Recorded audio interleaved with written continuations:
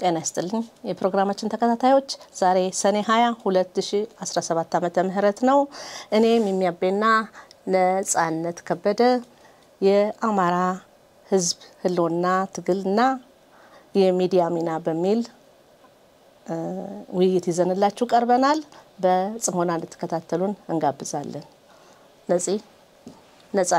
ነጻነትን ለማስተዋወቅ ያህል ነጻነት በእስራኤል ሀገር ነዋሪ ሲሆን በተለያየ ጊዜ የአማራውን ህዝብ የህልውና ትግል በመደገፍ የራሱን አስተዋጽኦ የሚያደርግ የህዝብ ልጅ ነው እኔ ደግሞ ዛሬም ከሱ ጋር በመሆን ይሄን ዝግጅት ያለንን ሐሳብ እንደ ማህበረሰቡ አካል ሆነን እንድንሳተፍና ለሐሳባችን እንድንገልጽ እዚህ ስቱዲዮ ተገኝተናል እንግዲህ ነፂ እንኳን ደህና መጣ እንኳን ደህና ቆየሽ ሚሚ አመሰግናለሁ እሺ ቀደም ብዬ እንደተናገርኩት የአማራ ህዝብ የህልውና ትግልና የሚዲያውን ሚና በተመለከተ እስቲ አንድ ጥያቄ ልጠይቅ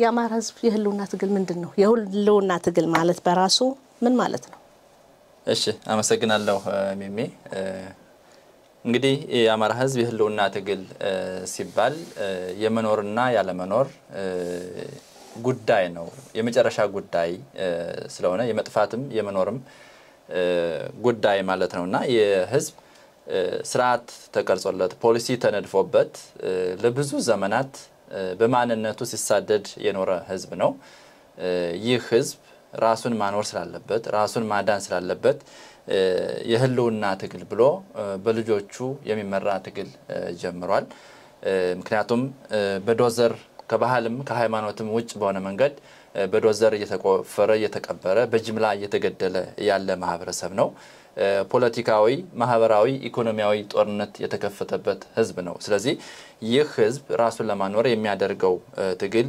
የህልውና ትግል ተብሎ ይጠራል ማለት ነው የዚህ ትግልስ በዋናነት ባለቤቱ ማን ነው የሚመራው ማን ነው የሚያሰባስበው ማን ነው ከላይ ሆኖ የሚቆጣጠረው አደረጃጀቱንስ ማን ነው የሚያስተካክልና የመራው መሪዎችን ሊመርጥ የሚችለው እንደዚህ አይነት ትግል ላይ መሪ ማውጣት ቀላል ነገር አይደለም ይሄንን እንዴት ነው ባለቤትነቱ ለማን ይሰጥ ማን ነው የግድ መቼም ሁሉም ባለቤት እንደሆነ አምናለሁ ግን በሆነ መልኩ ይሄንን ትግል የሚያስተባብር አካል መኖር አለበትና የዛ የትግሉን የሚያስተባብረው አካል ማን ነው ባለቤቱ መልካም እንግዲህ ይህ የህልውና ትግል ማለት የተወሰኑ ቡድኖች ትግል አይደለም የሁሉም የአማራ ህዝብ ትግል ነው የአማራ ህዝብ ሲባል ደግሞ ስፔሲፊካሊ የድሮ ኢህአዴግ ወይም ደግሞ ያሁኑ ብልጽግና አማራ ክልል ብሎ ከልሎ ባስቀመጠው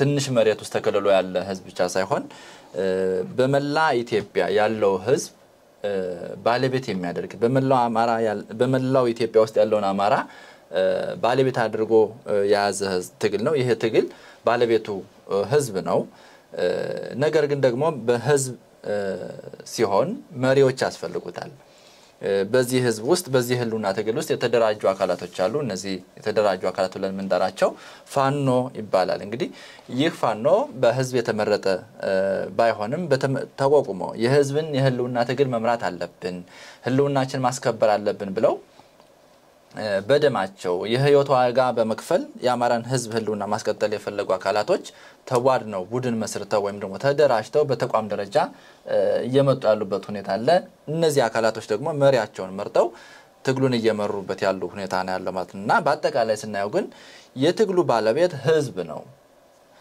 በዛ ውስጥ ግን ያሉ አደረጃጀቶች ደግሞ መሪያቸውን በመምረጥ ትግሉን እያደረጉ ይገኛሉ ማለት ነው ኦኬ አመሰግናለሁ በዚህ ትግል ውስጥ መቼም ዋናው ነጥቡ የአማራ ብሔርተኛነት ነው ብለን እናምናለን ሁላችንም እና ይሄ ብሔርተኝነት ምንድነው ብሔርተኝነት እንዴት ትገልጸዋል በተለይ አሁን አማራው የህልውና ትግሉን ለማስጠበቅ በህልውና ትግል ውስጥ ህልውናውን ለማስጠበቅ የሚያደርገው እንቅስቃሴ ላይ ብሔርተኝነት አስፈላጊ መሆኑን ሁላችንም ማምነንበት ወደዛ ጎራ ከተቀላቀልን ቆይተናልና ይሄ ብሔርተኝነትን እንዴት ነው የምትገልጸው መልካም ብዙ ጊዜ በተለያዩ አካላቶች ተቃውሞም የሚቀርብበት የመረዳትም ችግር ያለበት ጥያቄ ነው ብዬ አስባለሁ።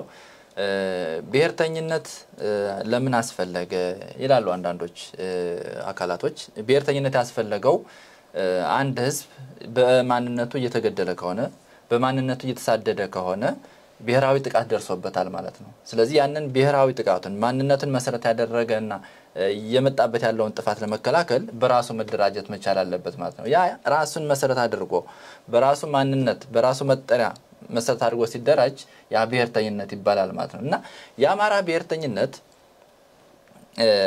አማራ በመሰረቱ እድገቱም ኢትዮጵያዊ ነው። ስናድግ ሁላችንም ከአማራነታችን ይልቅ ኢትዮጵያዊነታችንን አውቀን ተምረን ያደግን ማህበረሰብ ነን ብንል መሳሳት አይሆንም። ነገር ግን ኢትዮጵያዊ ነኝ ሲል አማራ ነህ ተብሎ የተገደለ ማህበረሰብ አማራ ነኝ ሲል ደግሞ ኢትዮጵያዊ ነህ ተብሎ የሚገደል ከሆነ ይህ ሰው እየተገደለ ያለበትን ማንነቱን ለማስቀጠል ህልውናውን ለማስቀጠል በብሔር መደራጀት መቻል አለበት ማለት ነው። ስለዚህ ብሔርተኝነት ማለት ግን ደግሞ በሌላ ትርጉም አንዳንዶቹ ምንድነው ብሔርተኛ ነህ ስትይ እንደ ዘረኛ ያዩሻል። ነገር ግን ብሔርተኛ መሆን ማለት ሌሎች ላይ አንተ ላይ እየደረሰ ያለው በደል ሌሎች ላይም እንዲደርስ መፈለግ አይደለም። እየደረሰብህ ያለው በደል እንዲቆምልህ የመጠየቅና ራስን የማስከበር አደረጃጀት ስለሆነ ይሄንን ከዘረኝነት ጋር ማያዝ ተገቢም አይደለም። ለምሳሌ ራሴን እኔ በጣም ቆንጆ ነኝ ብልሽ እኔ አንቺን መጥፎ ነሽ ያልኩሽ አይነት ስሜት የሚሰማቸው አካላቶች አሉ። ብሔርተኝነት እንደዛ መረዳት የለብንም። ብሔርተኝነት ማለት ራስን መውደድ ነው። እንደኔ ራሴን ስወድ ለራሴ ላይ የሚፈጠረው ነገር ለራሴ የምመኘው መልካም ነገር ለሌሎች እንዲሆን እንጂ በእኔ ላይ እንዲደርስ የማልፈልገው ነገር በሌሎች ላይ ማድረስም አይደለምና እቺንን ትንሽ ሰው ቢገነዘብልም ሁሉም ቢገነዘበው መልካም ነውና የአማራ ብሔርተኝነትም ወይም ደግሞ ሌላው ብሔርተኝነትም አስፈላጊነቱና የመጣበት ሂደት ምናልባት ሌሎች የተለያየ አስተሳሰብ ሊኖራቸው ይችላል። ሀገር ለመሆን ራሳቸውን ለመገንጠል የተለያየ አመለካከት ይዘው ብሔርተኛ የሆኑ አካላቶች ሊኖሩ ይችላሉ። ነገር ግን እንደ አማራ ብሔርተኝነት የምንረዳው ነገር ምንድነው? የአማራ ብሔርተኝነት የተመሰረተው ራስን ለማዳንና የህልውና ትግል ለማድረግ የተጀመረ ብሔርተኝነት ነው ማለት ነው። እንደው ከዚህ ጋር ማንሳት እንፈልገው ነገር ምንድነው? አንዳንዶች የአማራ ብሔርተኛ ነን ስንላቸው ወይም ደግሞ ሲባል ሲሰሙ ከሃይማኖት ጋር የሚያያዙት አካላቶችም አሉ። ግን አማራ ብሔር ነው እንጂ ማንነት እንጂ እምነት አይደለም። አማራ ሆኖ ሙስሊም አለ፣ አማራ ሆኖ ክርስቲያን አለ፣ ኦርቶዶክስ አለ፣ አማራ ሆኖ ፕሮቴስታንት አለ፣ አማራ ሆኖ የአይሁድ እምነት ተከታይ የሆነ ሰው አለ። ስለዚህ አማራነት ማንነት ነው እንጂ እምነት አይደለምና ይሄንንም ለይቶ ማየት ያስፈልጋል። ስለዚህ ብሔርተኝነት ዘረኝነት አይደለም፣ አማራነትም እምነት አይደለም የሚለውን ነገር በትኩረት እንዲሰመርበት ፈልጋለሁ። ይሄን ስትል እንደውም አንድ ነገር አስታወስከኝ። ወለጋ ውስጥ በነበረው እዚህ ሸኔ ማሉት ማን ህዝቡ በሚጨፈጭፍ ጊዜ ወላሂ ካሁን በኋላ አማራ አልሆንም የሚለው ራሱ ይሄ የማንነት መገለጫነቱን ነው የሚያሳየው። አማራም ሙስሊምም ነበር። አማራ ሙስሊም አለ፣ አማራ ክርስቲያን አለና ይሄ ራሱ አንድ ማሳያ ነው። ሆኖም ግን ይሄንን በተመለከተ በሚዲያዎች ያን ያህል ገለጻዎች እየተንጸባረቁ አይደሉምና በዛ ላይም መስራት ያስፈልጋል ብዬ አምናለሁ። እና ከዚሁ ጋር ያይጄ የአማራ ህልውና ትግልን ሁኔታ የሚያስተናግድ ሚዲያን በተመለከተ ማለት ነው። ሚዲያ አለን ግን ይሄንን የሚል መልካም ጥያቄ። እንግዲህ የአማራ ህዝብ የህልውና ጥያቄ የሚስተናገድበት የራሱ የሆነ ሚዲያ አለው ማለት አይቻልም።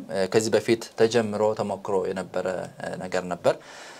ያው ህዝብ የሚያውቀው ነው። አስራት ሚዲያ ተብሎ በአማራ ህዝብ ስም የተቋቋመ ለአማራ ህዝብ ያገለግላል ተብሎ በደሉንም የሚገልጽበት ደስታውንም የሚያካፍልበት ሚዲያ ተብሎ ተመስቶ ነበር። ነገር ግን በተለያዩ አካላቶች ጥቅም ፈላጊዎችን በመሐልም ሰርገው በመግባት ያው ስርዓቱም ቢሆን በራሱ እጁን በማስገባት አስራት እንዲፈርስ ሆኗል። አስራት ተበትኗል ማለት ነው። ከዛን ጊዜ ጀምሮ እንግዲህ የተለያዩ አካላቶች በግላቸው በተለያዩ ሚዲያዎች በዚህ ሚኒስትሪ ሚዲያዎች ሶሻል ሚዲያዎችን በመጠቀም የአማራን ህዝብ በደል መናገር የሚሞክሩ አካላቶች አለ። ያም ሆኖ ግን በቂ ነው ማለት አይቻልም። ምክንያቱም የአማራ ህዝብ አንድ ብቻ ሳይሆን እጅግ በጣም ብዙ ሚዲያዎች የሚያስፈልጉት ሰፊ ማህበረሰብ ነው። ብዙ ዘርፈ ችግሮች አሉበት። ብዙ ባህልም ያለው ማህበረሰብ ነው። ይህ ማህበረሰብ እንዲሁ ዝም ብሎ በሚኒስትሪም በሆኑ ሚዲያዎች ወይም ደግሞ በሶሻል ሚዲያ ችግሩም ተነግሮ የሚያልቅ አይደለም፣ ባህሉም ተዘክሮ የሚያልቅ ስላልሆነ ሚዲያ ያስፈልጋል። እስካሁን ድረስ ግን ሚዲያ አለን ማለት አይቻልም። ኦኬ፣ አሁን ይሄን ከሚዲያው ጋር በተያያዘ አንድ ተጨማሪ ሐሳቤ ምንድነው? ከዚህ ስንጀምር የህዝቡ የዚህ የትግል ባለቤት ህዝቡ ነው ብለናል። ህዝቡ ስንል ደግሞ አሁን እንደምናየው ሁሉም ባገኘው አጋጣሚ ሁሉ የጋዜጠኝነትን ስራ ይሰራል፣ መረጃዎችን ያሰራጫል፣ ጥቅሙን ጉዳቱን ማመዛዘን፣ ተጠያቂነት መኖር አለመኖር ይሄንን የሚመራ ፖሊሲ ሆነ አሰራር የለም። በጣም ከአቅማችን በላይ የሆኑ መረጃዎች ይወጣሉ። በተለይ ዩቲዩብ፣ ቲክቶክ አንዳንዴ ወደ ህዝብ መድረስ የሌለባቸው ነገሮች ሁሉ እንደሚመጡ እናያለን። እና ይሄንን በተመለከተ ምን አይነት አሰራር ቢኖር ነው የሚሻለው እንላለን ማለት ወይ መረጃዎቹ ፍሰታቸው እንዴት መሆን አለበት ብለን ነው የምናስበው ማለት። መልካም፣ በጣም መሰረታዊና ትልቅ ጥያቄ ነው። ሰፋ አድርገን ማየት የሚገባን ነገር ነው ያስባለሁ። በመጀመሪያ ይሄ ሚዲያ ወሬ ከፈታው ጦር ከፈታው ወሬ የፈታው የሚባል ነገር አለ። ሚዲያውን በተገቢው መንገድ ብንጠቀምበት የህዝቡን ችግር በማድረስ ብዙ ነገሮችን መስራት እንችላለን። ባህሉን በማስተዋወቅም ብዙ ነገር መስራት እንችላለን። ህዝቡንም አንድ ማድረግ ማስተሳሰር የምንችልበት አቅም ያለው ሚዲያ ነው። ነገር ግን እንዴት እንጠቀምበት ነው ትልቁ ችግራችን። እንዳለመታደል ሆኖ በተለይ በእኛ ሀገር ሁኔታ ማህበራዊ ሚዲያውን እየተጠቀምንበት ያለው ለመጥፎ ነገር እንጂ ለመልካም ነገር አይደለም እያዋል ነው ያለነው እና እሱ ላይ ብዙ ነገሮች መስራት አለባቸው። እንደው ከትግሉ ጋር ተያይዞ ማንሳት የምፈልገው ነገር ምንድነው? የአማራ ህዝብ በማህበራዊ ሚዲያና በነዚህ በሚኒስትሪ ሚዲያዎች ካገኘው ጥቅም ይልቅ ጉዳቱ እጅግ ሰፊ ነው። የህልውና ችግር አለብኝ ብሎ ትግል ላይ ያለ ማህበረሰብ ትግል ላይ ያለ አካል ያለውን የሚታገልበትን ምንነት እንኳን ትግሉ ወደ ጫካ ሲወጣ ለምን ወደ ጫካ እንደወጣ ለምን መታገል እንዳስፈልገው እንኳን ያንን ነገር ለህዝቡ ማድረስ የሚችልበት አጋጣሚ እንኳን የለም። ያም ሆኖ ግን ባሉት ሶሻል ሚዲያዎች ለመጠቀም እንኳን ሙከራ ሲደረግ ካሉት ፖዚቲቭ ነገር ይልቅ ኔጌቲቭ ነገሮች እየቀደሙ አላስፈላጊ ነገሮች እየተሸራረፉ እየወጡም ትርጉማቸው እየተቀየረ አላስፈላጊ ነገሮችን ትርጉም እየተሰጠው ነው ያለውና እነዚህ በተለይ ትልቁ ችግር የሆነው ማህበራዊ ሚዲያ ላይ የሚተላለፉ ነገሮች ናቸው። አታጋዩም ታጋዩም የትግሉ ደጋፊም ማህበራዊ ሚዲያ ላይ የሚያደርገው እንቅስቃሴ ለአማራ ህዝብ የህልውና ትግል ትልቅ እንቅፋት ነው ብዬ አስባለሁ። ለምሳሌ አንዳንድ የምናያቸው ነገሮች አሉ። አታጋዮች ደግሞ የትግሉ መሪዎች የተለያየ እንቅስቃሴ ላይ ባሉበት ሁኔታ ላይ የሚነሱ ፎቶዎች አሉ፣ የሚቀርጹ ተንቀሳቃሽ ምስሎች አሉ። እነዛ ተንቀሳቃሽ ምስሎች ለሌላ ሰው ይተላለፉና እነዛ ሶሻል ሚዲያ ላይ ይወጡና የተለየ ትርጉም እየተሰጣቸው የትግሉ ላይ ያሉ በተለያየ አካባቢ በዞን ደረጃ ያሉ ትግሎችና ተቋማት እንኳን አንድ ላይ ቆመው እንዳይታገሉ እንቅፋት እየሆነበት ያለ ሁኔታ አለ። ስለዚህ ምንድነው ሚዲያው እንዴት መጠቀም አለብን? አታጋዮችስ ወይም ደግሞ የትግሉ መሪዎችስ ሚዲያው እንዴት ነው መጠቀም ያለባቸው? መናገር የሚፈልጉትን ማድረስ የሚፈልጉትን መልእክትስ እንዴት ማድረስ ያለባቸው የሚለው ነገር በስፋት ማየት ያስፈልጋልና ከዛ የተነሳ የተለያዩ ፎቶ ተንቀሳቃሽ ምስሎች በጨዋታ ማለት የተቀረጹ ምስሎች ተለቀው ከወጡ በኋላ የጎጠኝነት ስሜት አንዱ በአንዱ ላይ የመነሳትና የመጥላቻ ስሜት በመፍጠር የቡድንተኝነትና አድመኝነትን እየተሰጠ ትግሉ ወደፊት እንዳይራመድ ትግሉ ዛሬ ትላንት ከነበረበት ትላንትና ብሔርተኝነትን ስንሰብክ ነበር። ዛሬ ግን የአማራ ህዝብ በቃይ ብሎ ጫካ ውሎ እያደረ ባለበት ሰዓት አላስፈላጊ የጎጥ የመጓተት ስራዎች እየተሰሩ እንደገና ተመልሰ ደግሞ ብሔርተኝነት ስብከት የተጀመረበት ሁኔታ አለ። ትግሉ ለምን እንደወጣን ሁሉም ተረድቶ ከወጣ በኋላ እንደገና ተመልሰን ትግሉ ለምን አስፈለገ የሚለው ላይ መረዳትና ማስረዳት እየተጀመረበት ያለው ያ ከማህበራዊ ሚዲያ አጠቃቀማችን ችግር የመጣ ነው ብዬ ነው ማምነውና ማህበራዊ ሚዲያው ጥንቃቄ ያስፈልገዋል። አንዳንዴ በሚዲያ ሊለቀቁ የማይገባቸው ወታደራዊ ሚስጥሮች ሁሉ ሲጻፉ ሲወጡ እናያለን። ፋኖቻችን ትግል ላይ ያሉ ጦርነት ላይ የተኩስ ልውውጥ ባሉበት ቦታ ላይ እንኳን ሳይቀር እዚህ ቦታ ላይ እና እዚህ ቦታ ላይ ከፍተኛ ውጊያ እየተደረገ ነው እየተባለ ተንቀሳቃሽ ምስሎች እንኳን ሳይቀሩ የሚለቀቅበት አጋጣሚ እናያለን። ይህ እጅግ በጣም አላስፈላጊና ሊሆን የማይገባው ነገር ነው። ይህ ሚስጥራዊ የሆነ አሰራር ነውና እኛ ለትግሉ ካሰብን የአማራ ህዝብ የህልውና ትግል ችግር አለበት ለን የምናምን ከሆነ ማህበራዊ ሚዲያው እንዴት መጠቀም አለብን የሚለው ነገር ማሰብ ያስፈልገናል። መረጃዎች ደረጃቸውን ጠብቀው ከመሪው ከዛ በኋላ ለግንኙነት ክፍሉ ከዛ በኋላ ደግሞ ለሚዲያ አባላቶች መድረስ አለበት እንጂ እያንዳንዱ ታጋይ ትግሉ ሜዳ ላይ ስላለ ወይም ደግሞ በውጭ ሀገር ያለው ዲያስፖራ ታጋይ አጎትና የወንድም ስላለው ብቻ ከዛ ደውሎ መረጃ በመቀበል ማህበራዊ ሚዲያ ላይ ማዋሉ ለትግሉ እንቅፋት እንጂ ጠቀሜታ የለውምና እዚህ ላይ በጣም ትኩረት ማድረግ አለብን ያስባለሁ። ከዚህ ጋር ተያይዞ ብዙዎች የምናያቸው ትግሎች የአማራ ህዝብ በአሁኑ ሰዓት ጥሩ በሚባል ደረጃ ወደ አንድ እየመጣ ያለበት ከተበታተነ ሁኔታ ወደ ሁለት መጣውልናል። በጣም ደስ የሚል ነገር ነው። ነገር ግን አሁንም ቢሆን እነዚህ አደረጃጀቶች ጠንክረው እንዲወጡ በተለይ የትግሉ ደጋፊ አካል ጥንቃቄ ባለው መንገድ ሚዲያውን መጠቀም መቻል አለበት። አንዱን በማጀገን አንዱን በማኮሰስ ወይም ደግሞ የተወሰነ አካባቢውን ብቻ የአማራ ህዝብ ተወካይ አድርጎ በመጥራት የአማራ ህዝብን የህልውና ትግል መፍታት አይቻልም። እነዚህን የጎጠኝነትን ቡድንተኝነትን እና ሌሎችንም ስራዎች ከሰራን እኛ ለአማራ ህዝብ የህልውና ትግል ሳይሆን እየሰራን ያለነው ለስርዓቱ ያገለገልን ነው። መረጃ እየሰጠን ነው።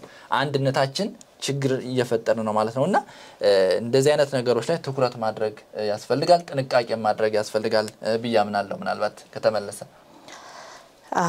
በትክክል ነው። አሁንም በግልጽ ያልተቀመጠ ነገር ምንድነው ከሚዲያውም ጋር ተያይዞም በሌላውም እንቅስቃሴ አቋያ የዲያስፖራ ወይም በውጭ ሀገር የሚኖረው የአማራ ህዝብ የትግሉ ደጋፊ ሚናው ምንድነው መሆን ያለበት ወይም ደግሞ የሚያገኙን መረጃስ ከዛስ በኩል ምን አይነት መረጃ ነው እዚህ ካላገኙት ውጭ ያለው ማካል ካላገኘ ምስጢራዊ መረጃዎችን ወደ ውጭ አይበትነውምና የውጭው ሚና እንዳለ ሆኖ እዛ ሀገር ቤት ውስጥም ትግሉ ላይ ያለው አካል ሚናውን አውቆ ምስጢሩን መጠበቅ መቻል እንዳለበት ሆኖ የውጭ ሀገር ያለ ነው ግን ሚናችን ምንድነው? ሁላችንም የኛ የህዝብ ልጆች ነን።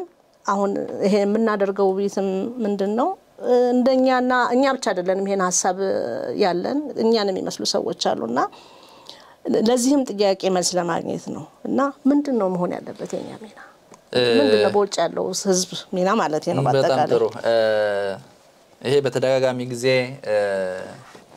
በተለያዩ ሰዎች የተለያየ ሐሳብ ሲሰጠውና ያለን የተለያየ ሚናም እንዳለን አርጎ የሚያስብ አካላትም አለ።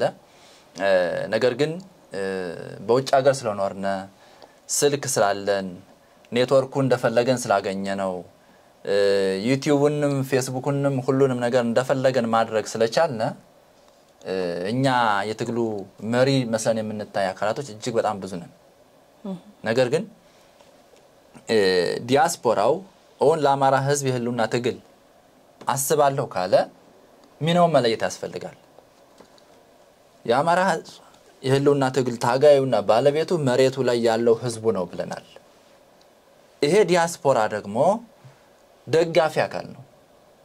ስለዚህ ሊያደርግ የሚችለው ምንድነው? አስፈላጊ ነው ሲገኝ ምናልባት ኢኮኖሚካሊ ሰፖርት ሊያደርግ ይችላል፣ ሊደግፍ ይችላል። ትግሉ በተለያየ መንገድ መደገፍ አለበት። ምክንያቱም ይሄ የህልውና ትግል በመንግስት ኃይል የሚደገፍ አይደለም። ህዝቡ በራሱ ወጭ በራሱ ሀብት ነው እየታገለ ያለው። ስለዚህ ይህ ማህበረሰብ ማምረት ካልቻለ ምንም አይነት ገቢ የለው ማለት ነው።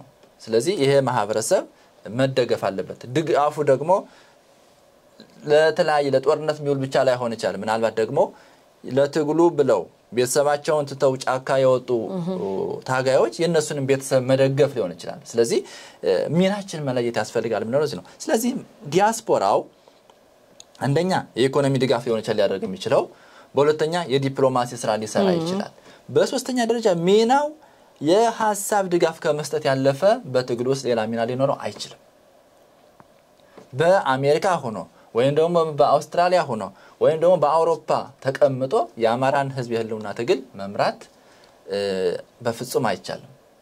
በተለያየ ዓለም ሆነን ማህበር መስርተን በተለያየ አካባቢ ሆነን በቡድንም ተደራጅተን ትግሉን እንደግፍ ብንል ስልጣን ለመያዝ ወይም ደግሞ የዛ አካባቢ የሆነ አካባቢ ፋኖ መሪ ለመሆንም አይደለም ትልቁ ችግር እየተፈጠረ ያለው ምንድነው የሆነ አካባቢ ላይ ተሰባስቦ ወደ አንድ አካባቢ ትንሽ ነገር ፈንድ ካደረገ ያንን አካባቢ መምራት ያንን አካባቢ ያለውን ተንቀሳቃሽ አካል መቆጣጠር የሚፈልግ አካል አለ ይህ ለአማራ ህዝብ የህልውና ትግል እጅግ በጣም እንቅፋት ነው ስለዚህ እንደዛ አይነት ሐሳብ ያላቸው በእንደዛ አይነት አካባቢውን የመቆጣጠር የዛ አካባቢ ያለውን የሚንቀሳቀስ ፋኖ ማዘዝ የሚፈልግ ዲያስፖራ ካለ ካሁን እጁ መሰብሰብ መቻል አለበት እንደዛ አይነት ድጋፍ አደረኩ በማለት ወይም ደግሞ ኔትወርኩን አለይ ብሎ መረጃ ሲልክ አድርጎ በማውጣት መረጃዎችን በተለያየ መንገድ አውጥቶ ሚዲያ ላይ ማስቀመጥም ይሄ ድርሻችን አይደለም በተቃራኒው ደግሞ